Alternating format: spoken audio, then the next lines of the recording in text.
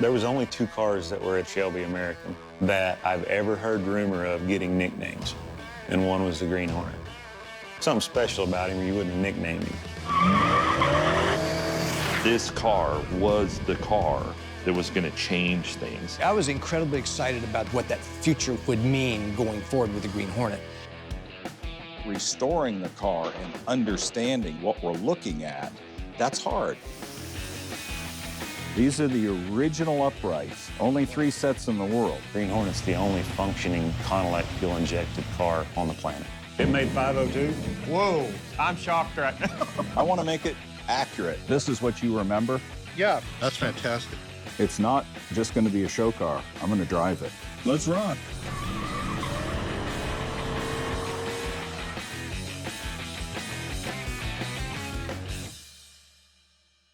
Thank you, everybody. We're excited to be here tonight.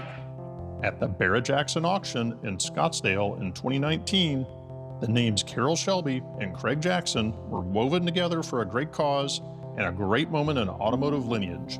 This is an awesome event. The 2020 GT500 is out here. Serial number 1 of the new Mustang GT500. North of 700 horsepower. This thing is a beast. Historic moment here at Barrett-Jackson to buy VIN number 1. All right, ladies and gentlemen, here we go. And $1,000,001, and $1,000,002, and $1,000,001, and $1,000,002, and everybody else all through. Ladies and gentlemen, congratulate Mr. Craig Jackson. He bought the car. $1,100,000. Thank you, Craig.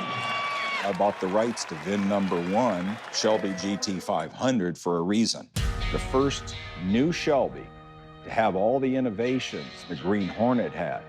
Independent rear suspension, 4-wheel disc brakes, electronic multi-port computerized fuel injection.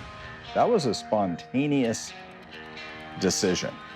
Those are those seconds in your life you got to say, make a decision. I told the auctioneer, I'm going down in the front row, watch me. And I bid from the front row.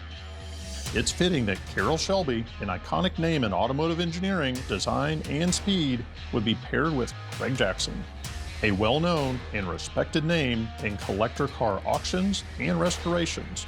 I'm a car restorer, so everybody thinks I'm an auctioneer. I don't auction. I'm a car guy. Craig's father, Russ Jackson, partnered with Tom Barrett 50 years ago to form Barrett-Jackson. Craig took over as CEO in 1995.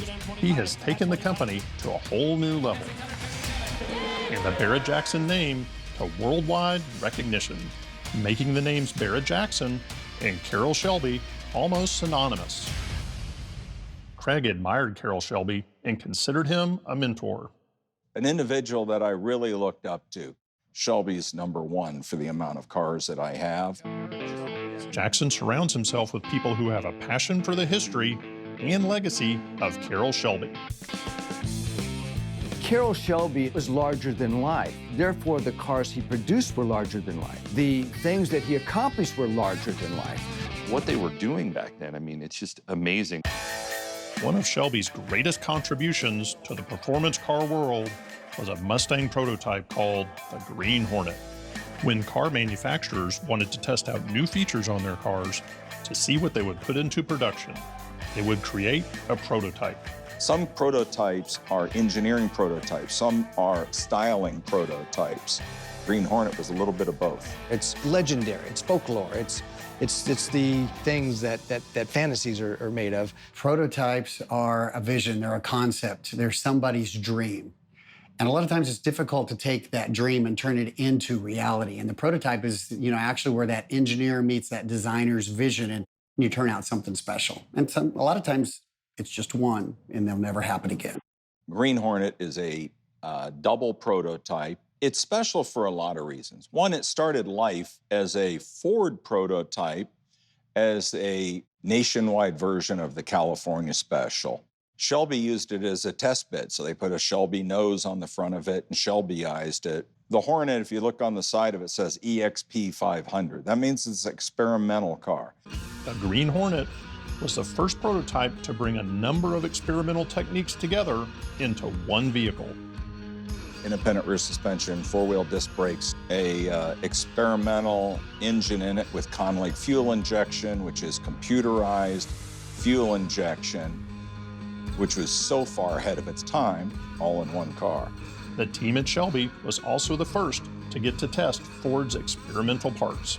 The experimental exhaust manifold and experimental intake manifold used on the Green Hornet were key pieces that later became part of Ford's legendary Cobra jet engine. But possibly the biggest achievement was an electronic fuel injection system from Conelec. Their goal was to prove that they could make horsepower at the same time pass emissions. Now, mind you, this is 50 plus years ago with the direct port electronic computerized fuel injection. They should have continued building cars like the Hornet. The Hornet would have passed emissions and kept the horsepower with its fuel injection. The cars were so far ahead of their time, I don't think they really understood. And I'm hoping that that is something that comes out of this. What's old is new again. In 1968, that car was rolling around the streets with an independent rear suspension, Conlake fuel injection. They were experimenting with a lot of different things, and all that came together in the Hornet. That made it really iconic. And then having Sonny Fee, a very famous custom painter who worked for Shelby, paint it this wild color, it then got the nickname the Green Hornet. This car was the car that was going to change things, and all he had to do was get it kind of past the Ford brass, so to speak. So the Hornet was that test bed. They just didn't do it. Standard procedure for manufacturers was to simply crush prototypes. Everyone thought that was the fate of the Green Hornet.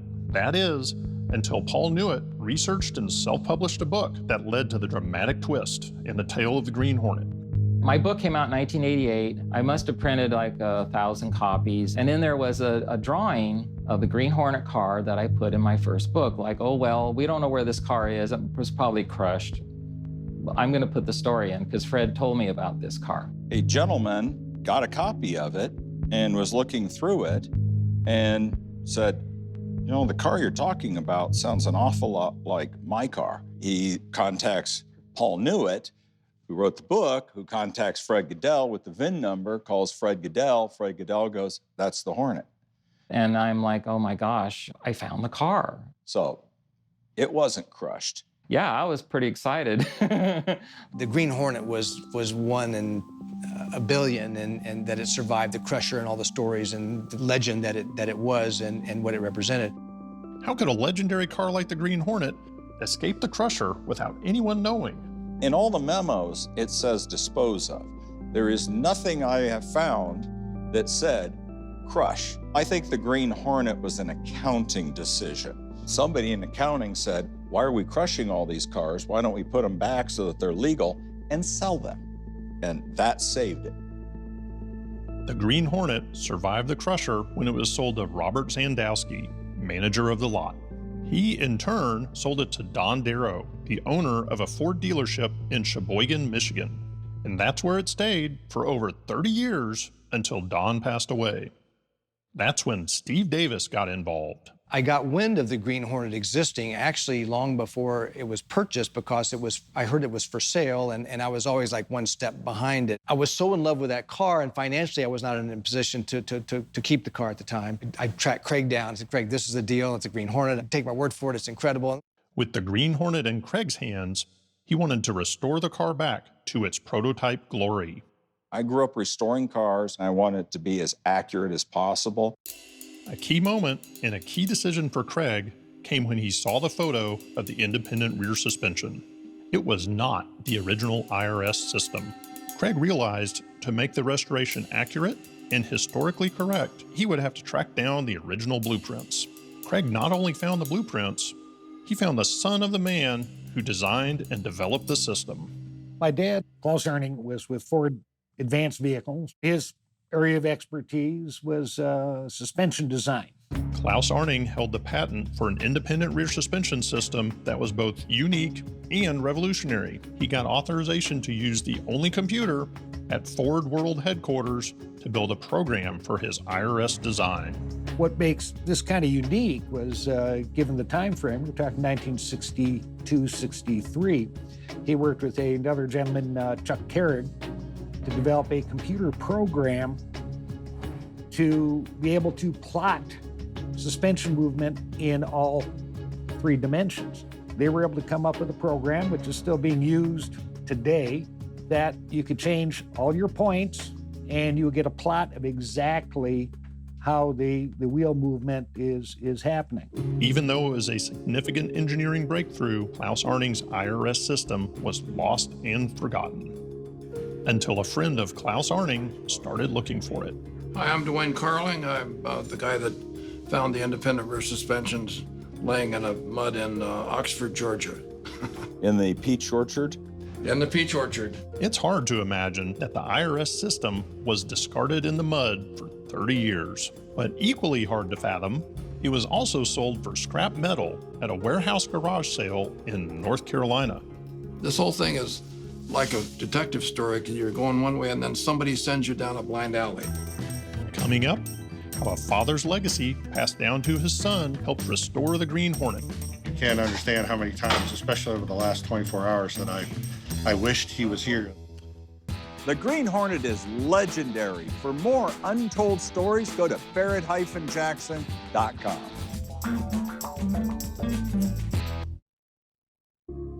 In order to make the Green Hornet truly accurate, Jackson set out to assemble the best restoration team in the business. To take the car back to the way it actually was, we needed a team that was dedicated to getting the fuel injection working, another team getting the IRS, and then all the other components that we didn't even know we needed. The first call was to Jason Billups of Billups Classic Cars in Colcord, Oklahoma. My first initial thought was it was a prank call. It was, why would Craig Jackson be calling us in the middle of nowhere to restore his car? They might be in the middle of nowhere, but they have a world-class reputation for restoration, specializing in late 60s Mustangs. We spend a lot of time documenting the way Ford did it, the way Shelby did it. If you don't pay attention to those details, you're not going to have an accurate restoration. To be able to work on the Green Hornet, it's a dream come true. He's got a passion for it. He's got a great ability of finding the parts. Two of us have spent a lot of hours on the phone talking theory, timelines. Craig was granted rare access to the Ford archives, where he found important paperwork that tied together the Green Hornet and its predecessor, Little Red. What's significant about this sheet, it's the only sheet that shows Little Red and the Green Hornet on the same inventory sheet at the same time. And this is what we were looking for. This is what's really cool. So the 68 register gave us this. Now we know why the Hornet was converted from the GT-SC, the Super Coupe or the Sport Coupe, the nationwide version of the California Special, into a Shelby, why the electronic connelly, why the multi-port computerized fuel injection was put on it, the IRS, and the disc brakes. And the point in time when they all coincide, that is the Green Hornet, and now we know the history. Whenever Craig asked if we could restore the Hornet and bring it back historically correct, I said we can't unless we involve Pete Disher. My name is Peter Disher. I do Shelby restorations and Shelby research. He's well known in the Shelby community.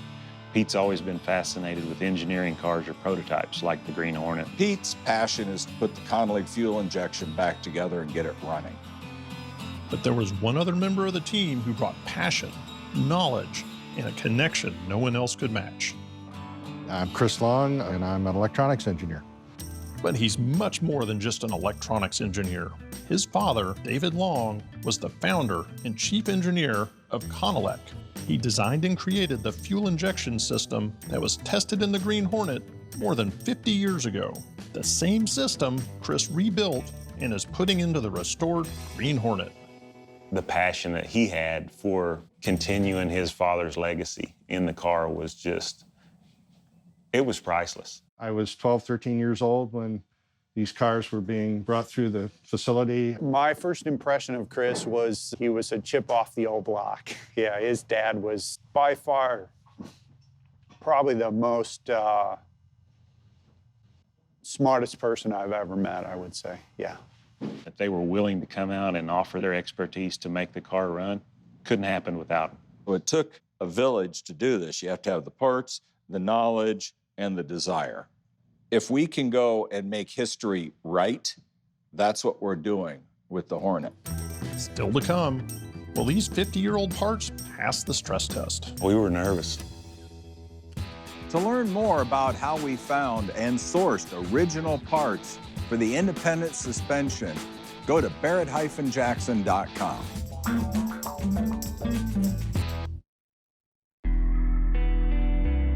The story of the Green Hornet has taken some unexpected twists. And when they looked under the hood of the Hornet, there is yet another twist.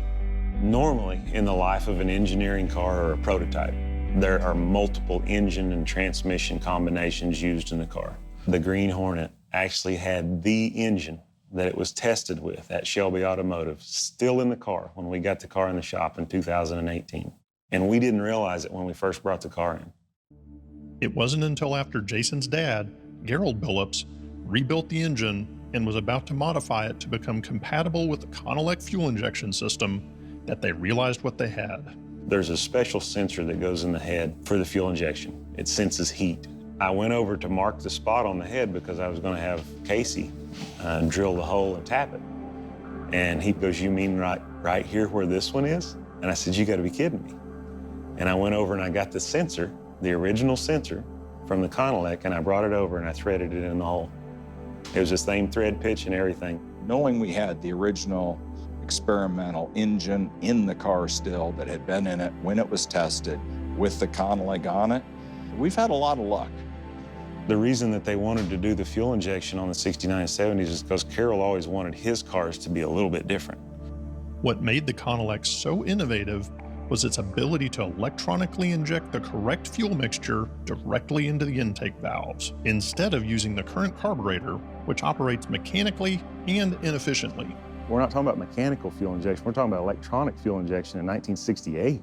I mean, that's just stuff that was unheard of. This is part of the DNA of today's cars. And I think it's very significant, and I want it to be as accurate as possible. We just got to do this. There are currently no functioning Connelec fuel injection systems in existence, and replicating one would have been impossible without Chris Long. Chris kind of took up his dad's legacy and helped reinvent all of this. I basically had to reverse engineer the 68 design. We were fortunate, by the way, that my father had kept a stack of original vellum drawings about this tall. I had enough on the electronics I was able to reproduce the circuit board. Not only did Chris need to rebuild a Connelec from scratch, but the engine it would be going on had way more horsepower than had ever been tested. We weren't sure if that Connelec system could handle that much horsepower. There's really only one personal touch that we put into the system that's a cover for the sensor box, which sits behind the throttle body. It's a tribute to Chris's dad. That was a good place to kind of integrate something and not really change the historical aspect of the system. This is the first time a Connelec has been connected to this engine in over 50 years. Before the engine is installed into the car, it's connected to the dyno. It runs the engine as if it were connected to a vehicle and tests all of its components. It was a pretty stressful day that we were on the dyno, for sure. All of the parts on the top side of the engine had been remanufactured, but they'd not been tested yet on an engine. But the injectors were 50 years old. There was no way to rebuild them. That's the barometric pressure sensor. There's 10 connections on the bottom of that. You don't go to the parts store and get more parts for this. He made them all. We were nervous. I'm ready to fire it up, I think. "Oh, please start" was really on everybody's mind. You want to start it, Chris? I'm ready.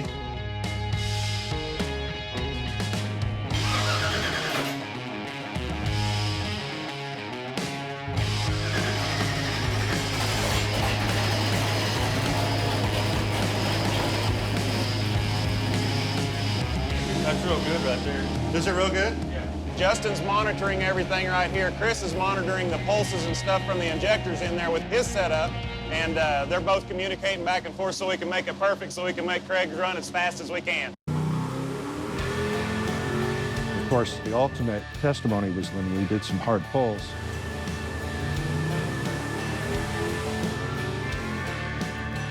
It made 502. Whoa, that's a lot. That's a beast. The engine made great power.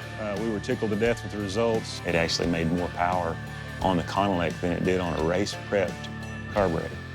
It was astonishing to me. I'm shocked right now. That's a beast. And I know from experience that that's what you feel when you drive. That's that responsivity. When you hit that pedal, you get the torque and you get that ability to accelerate right away. I'm very, very happy with it. To have Chris bring the exact same engine back to life that his dad did 50 years prior, his dad would be proud. Congratulations, Chris. I didn't think there was any way that would make more power than it did on a race carburetor, but you proved me wrong. I am truly impressed. Next, peeling back the history of the Green Hornet, one paint chip at a time. He admitted they changed the color. And they didn't think anybody would ever find out. The Green Hornet was the world's first working Connelec electronic fuel injection system in the world. Go to barrett-jackson.com. Find out how we reverse engineered it.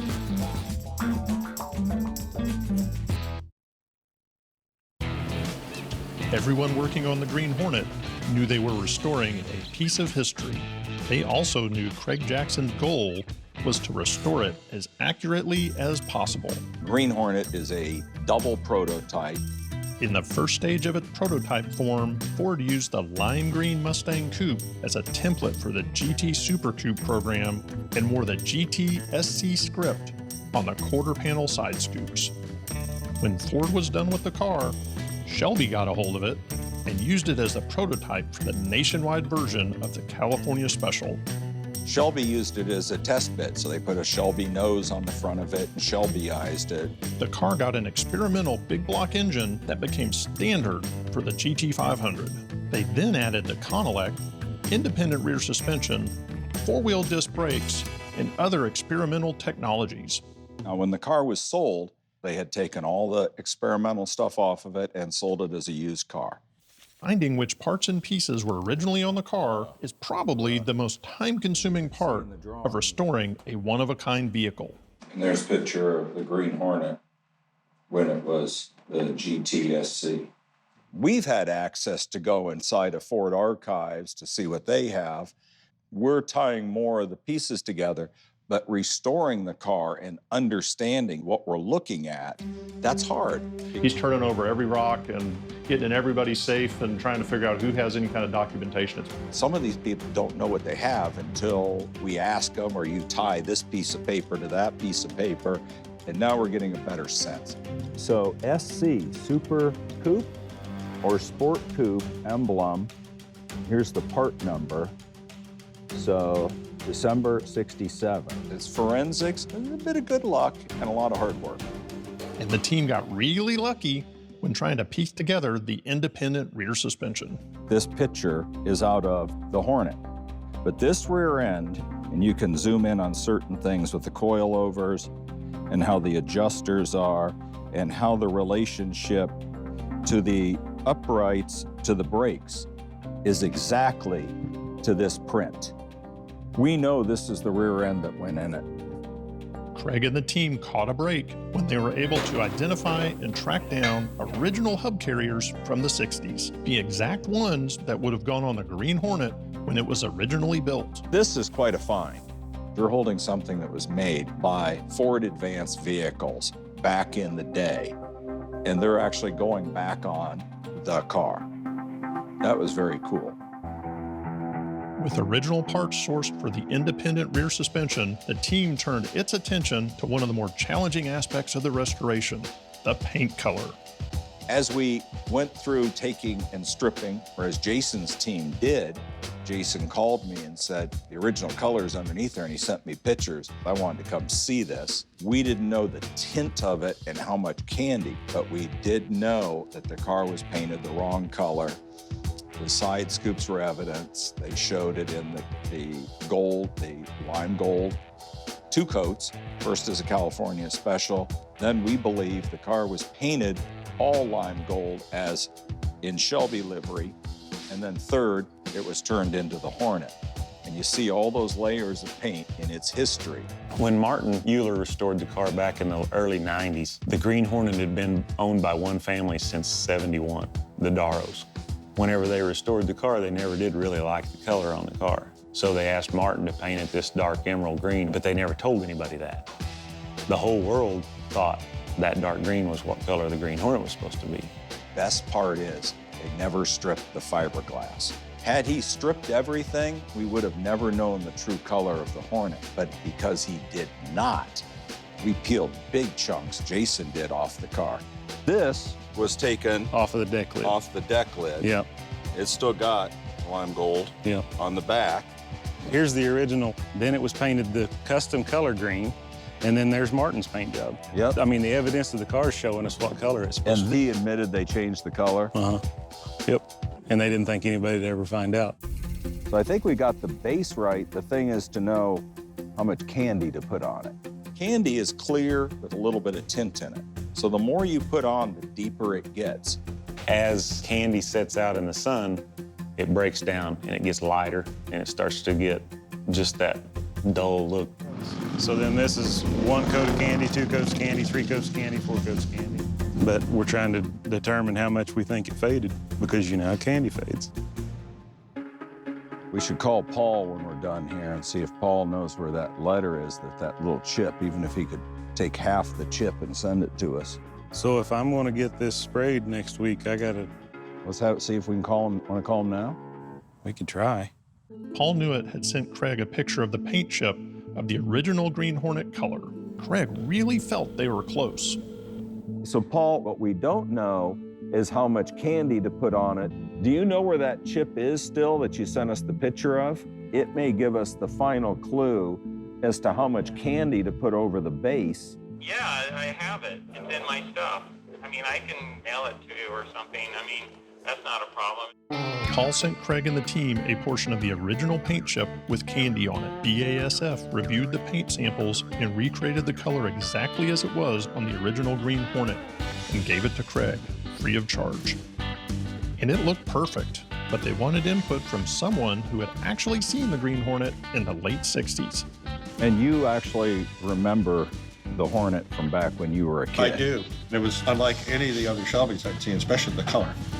And I thought it was very cool. Chris not only remembered seeing the Green Hornet, he remembered riding in it when his dad was testing the Connelec. This is what you remember? Yeah, because if you look at that, it just kind of flashes. It just kind of like, it's like glowing with its own light. Once we added the candy, we got the You color. nailed it. Chris, who rode in the car when he was 12 years old, telling us that we nailed the color. Man, that is really amazing. That's fantastic.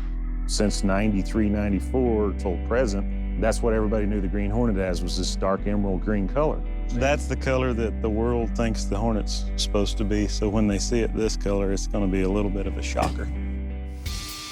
Now that Craig and the team were confident they had the color correct, it was time to put it on the car. First, the original lime gold that Ford painted the car. Then, that custom green with candy. This car has not looked like this since it was at Shelby Automotive. The public's used to seeing the car a lot darker shade of green. Everything is as accurate as possible. I know people are going to be shocked when we roll the cover off the car because it does not look anything like it did before. So I'm excited to see people's reactions. This is a piece of history coming back to life. I don't like green, but I really love that color. It's not subtle at all. It's a grab you get your attention color. And some people like that, some people don't. I hope Craig likes it. Coming up, putting together the missing pieces of the puzzle. These are like finding hen's teeth. The Green Hornet is painted one of the most iconic, one-of-a-kind colors of its time. Go to barrett-jackson.com and learn the full history of how it came to be.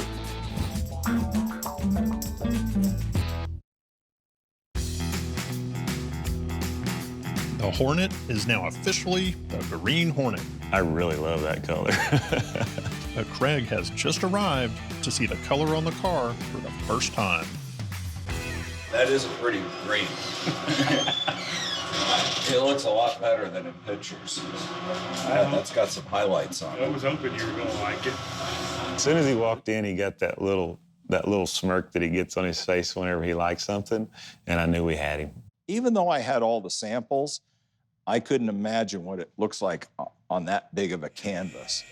And I don't like green, but man, that's a pretty green. Everybody's seen it said the same thing. That's pretty rewarding. If you can make that guy happy, you did something. You got the right team. Nailed it.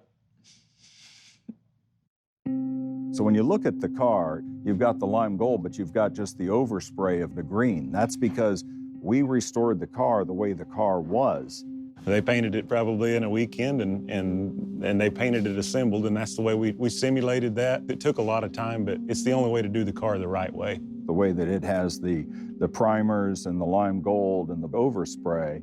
So you've got it in layers of as it was a regular Mustang, as it turned into the GTSC, and then as it morphed into the Green Hornet. And that is all shown in the restoration of the car. I think you've done a fantastic job. Thank you. In a short amount of time. While the car is up on the lift, the guys are taking a look at the independent rear suspension. Like so many other engineering developments on the Green Hornet, the independent rear suspension system was way ahead of its time. Getting the IRS right was Craig's goal in the restoration. Being able to source an original set of hub carriers to replace what was on the Hornet was an important step. So this set that's on here is going to get replaced. Yeah. They should be here the start of the week. These are like finding hen's teeth. These are the original uprights. There's only 3 sets on the planet. Only 3 sets in the world. Yeah. Now, the original set, made for a 67 and up, is going to go back onto the Hornet. Right. Just like the photo, exactly. and just exactly like the blueprints. Yeah. It was magical that these parts will be the exact parts that came off the car, built back in the day. Mm-hmm. After they send the correct uprights, we'll get those detailed next week on the car, and then we'll be able to line it, set the caster, camber, and toe in, and then the car should drive like it's never drove before. Not since 68. Not since 68. The right rear end, Yep. the right injection on it, painted the right color. Yes. And it's not just going to be a show car. I'm going to drive it. Yeah. Like I drove it before, but now I can drive it harder. You can drive it hard now. When you put the engine in and you fire it up, you're giving birth to the car. You guys ready to drop it in? It's amazing it's still in that good a shape. Then you go back just a hair more. You've got these exhaust studs. I think we're getting closer. You can come this way. I'm just trying to keep it off the heater outlets. Nice and slow. Down. Yeah, I would go back now. I got this exhaust manifold's cleared. You good? Yep. Let's see. We're in. Fire it up. That was too easy. We should go home. It's usually a bad sign. Don't jinx us now. Exactly. These guys have been around long enough to know it's never easy. Getting that engine in is just the first step. Well, I am very lucky that you took up having an interest in what your dad did. Otherwise, all that knowledge would have been lost. And Well, a lot of it was lost. Believe me, you can't understand how many times, especially over the last 24 hours, that I wished he was here, that I could say, how did you do that? You know? I'm glad you remember what you do and that you're here to help us put this back together. I'm glad to be here. Oh, you're trying to get the antenna to work? There it is. There's the electric antenna. The second Mustang in history to have one of those. Originally, it's supposed to be the first. The antenna is a great feature to get working, but it's really all about the engine. You're not going to run this full throttle all the time, right? Just when I drive it. Yeah. Are we ready? That's what we're here for.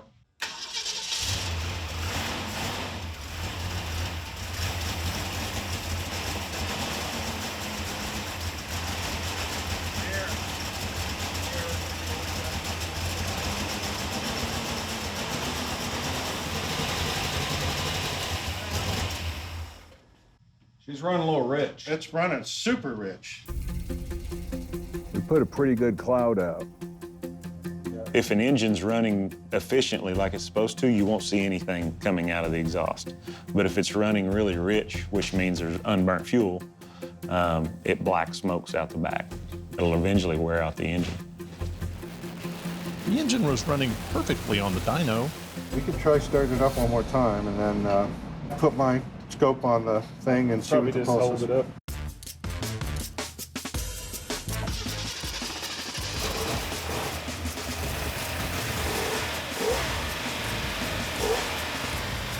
So you actually got it down to idle? About 12, 1300, I think. So it has to idle that high, it won't idle at 1,000? Not really. The car was experiencing an abnormally high idle. It was either a blown fuse or an electronic issue with the Connelec computer. The real hope is that nothing is damaged. It's really sensitive. The car was doing something to the engine that was not simulated on the dyno. It was perfect on the dyno. Why do you think that is? Don't know. Smoke pouring out of an engine is not what you want to see.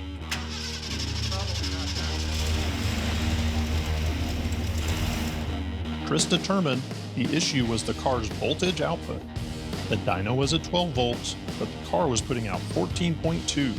So the computer couldn't determine what the engine was doing. Could it be that it's not thinking it's at idle? I know it isn't because this thing is open so far.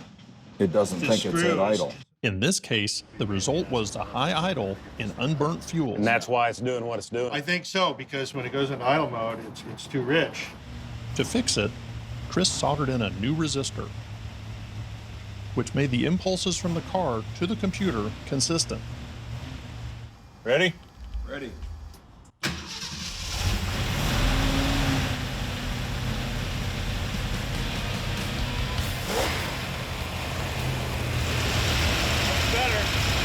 Oh, yeah. You couldn't put a better team together to do what was done to that car. Having Chris being able to realize what the issues were, you have to have a guy that has good institutional knowledge and is a methodical thinker to walk through those.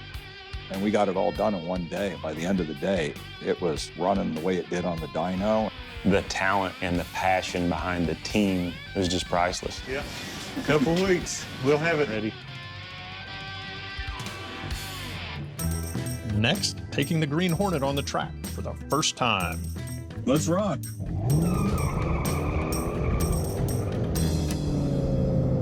The Green Hornet is legendary. For more untold stories, go to barrett-jackson.com. For a more in-depth look at the Green Hornet, go to barrett-jackson.com for more web extras.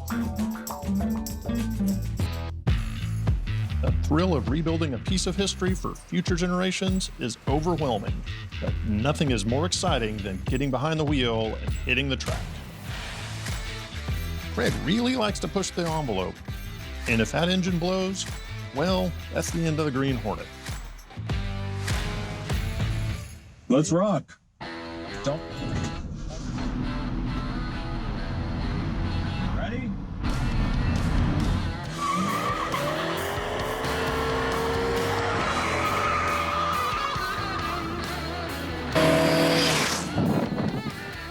That was what I can imagine the guys back at Shelby Automotive in the day doing with the Hornet.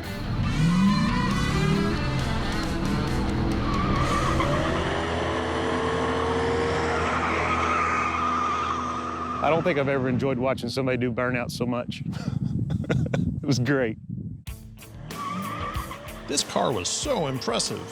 50-year-old groundbreaking technology that's working better today than ever before.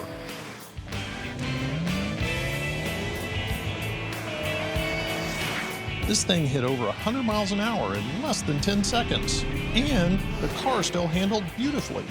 A major concern with older cars, especially prototypes, is the handling, but the Hornet held her own. I think this car runs better probably now than it did back in '68. Just to watch Craig go out there and beat on that thing like that, it really made my day. It's a dream to drive. It really is. That was fun. I got to take a picture of all these black marks. I drove it fairly aggressively. My cars aren't trailer queens. That was amazing. Maybe you should buy some stock in Goodyear. You might need some more tires. We took it back to what we believe is the way it was when it was first painted green with the 428 in it, with the Conley fuel injection and the IRS underneath it. That's when it was the Green Hornet. All there was to do now was to show it off. The team packed up the Green Hornet and took it to Chicago for its first public unveiling. Very happy to be here, and it's quite an amazing story of restoring the Green Hornet. Craig, is it time? It's time. Let's do it. Pull the cover off. This is truly a piece of history.